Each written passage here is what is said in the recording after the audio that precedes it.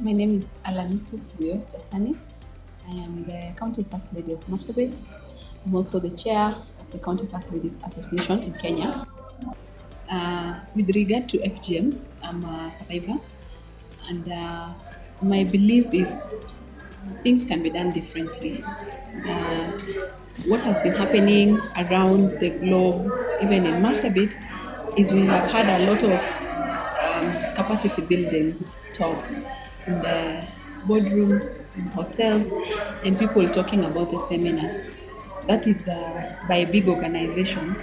But at the grassroots level, the people who are working are the survivors and those who really feel the value of ending it, those who have undergone it and have experienced the pain and they know,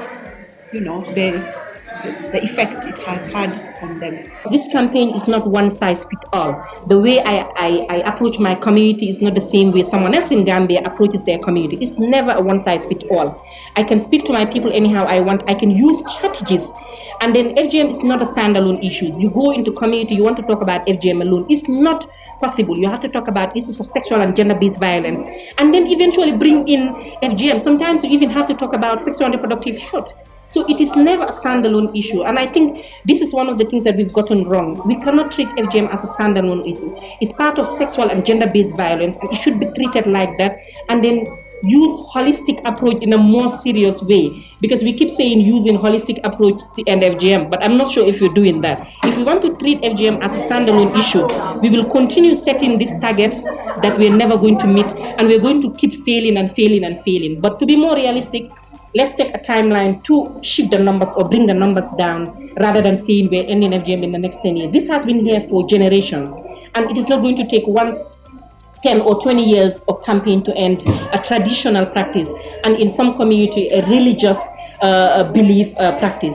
It's not going to be, it's not as easy as we think it is. Shifting the power means trusting these people. However hard it's going to be,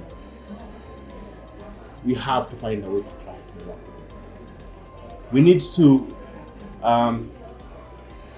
not just say shift the power as a hashtag. We need to say shift the power and find strategies to work with these grassroots people working in the 22 hotspot counties in this country. So we really need to truly shift the power to the people who are really doing the job on the ground.